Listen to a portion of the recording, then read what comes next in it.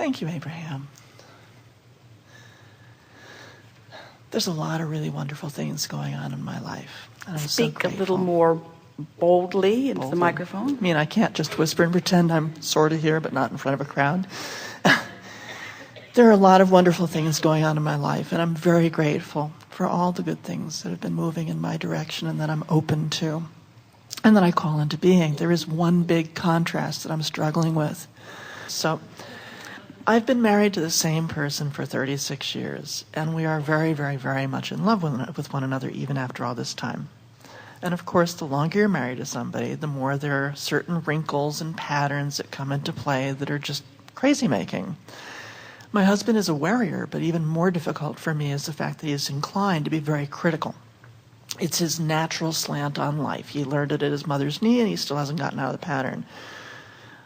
I tend to be very self-critical, but I've done a lot of work with that, so I'm much, much more gentle and caring toward myself. However, it's just this almost constant barrage from him on small, little, teeny things, and it just gets to me. It just does.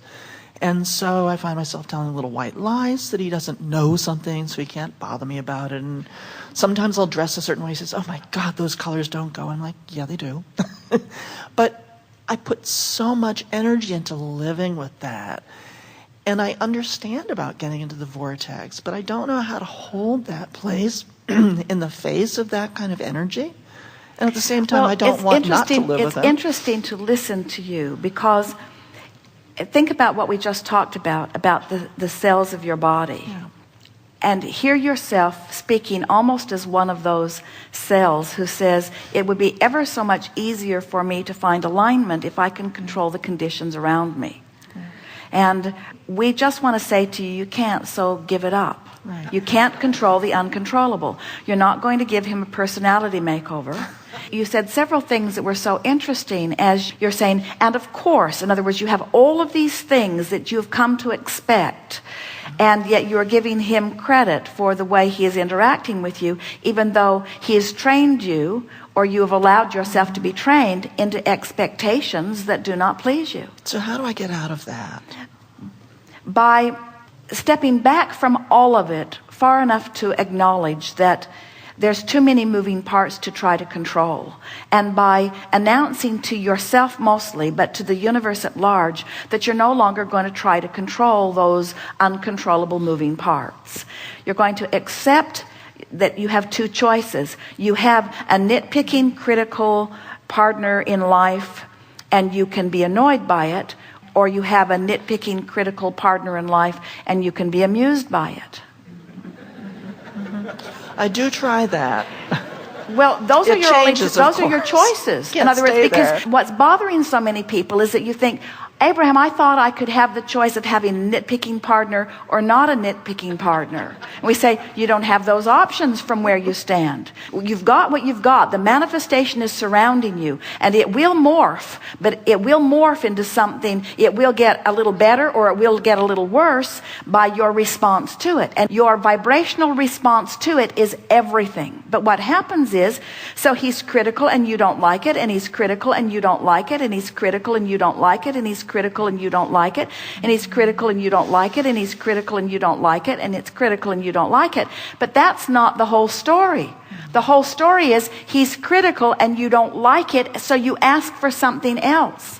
And then he's critical and you still don't like it, so you ask for something else.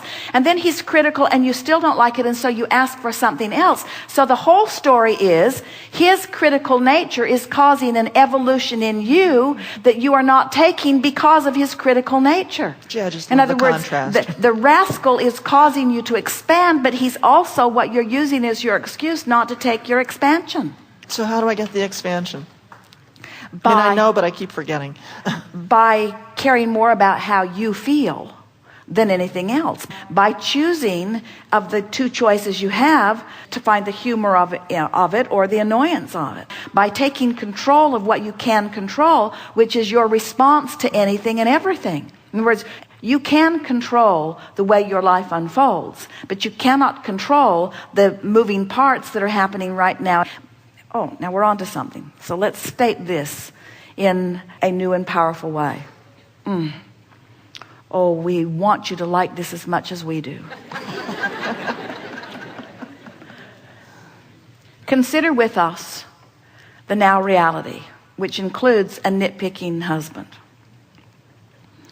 Consider with us the vibrational reality, which includes a vastly improved husband. There, both of these realities are. If you spend your time looking at the now reality, your vibration's going to match it. And it's going to keep you from ever moving to the other.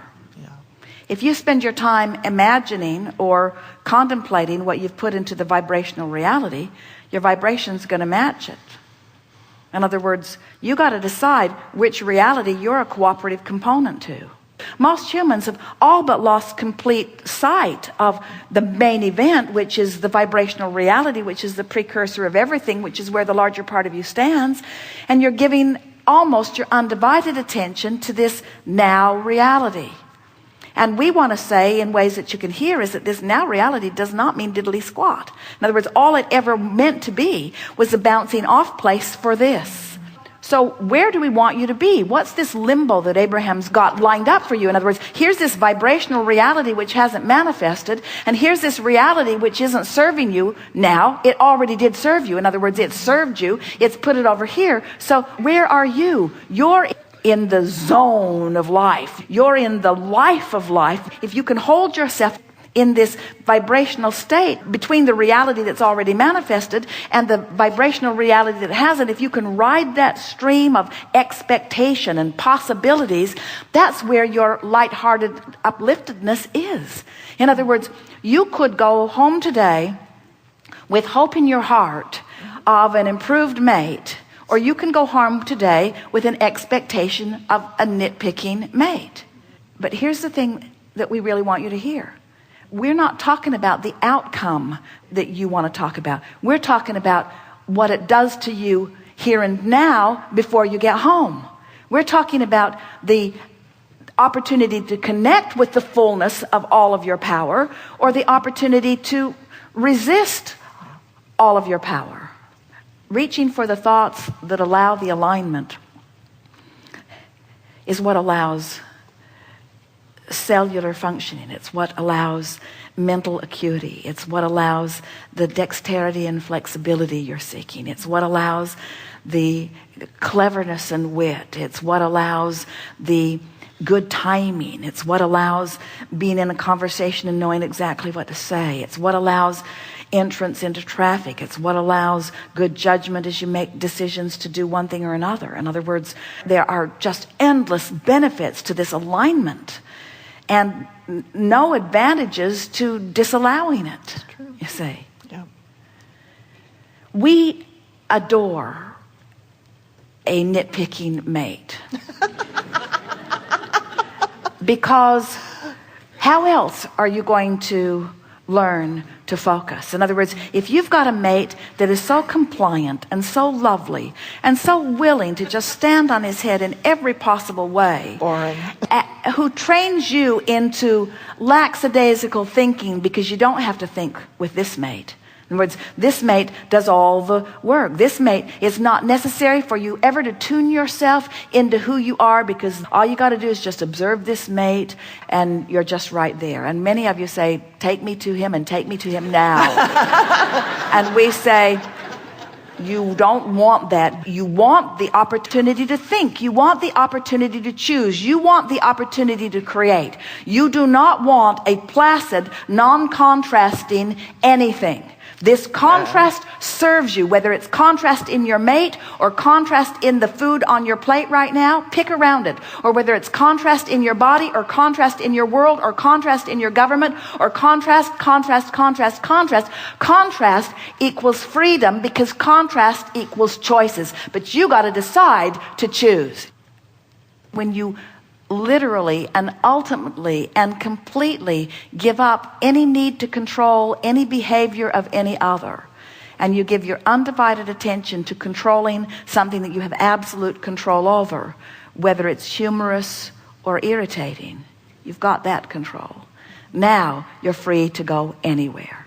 And now as you train yourself into that positive expectation, the cooperative universe surrounds you with more of that. And it does get easier. The more you're in the vortex, the more in the vortex things come to you, and the more in the vortex things come to you, the more easy it is to be in the vortex, and the more easy it is to be in the vortex. So your contrast isn't as great, and things just get better and better for you. Everything that we're teaching you is to guide you in the direction of the vortex, because we want your world to get better and better and better and better and better for you. But we know these things to always be true. No matter how good your world becomes or is, you're going to keep asking for it to be better. It's just the nature of evolution, you see.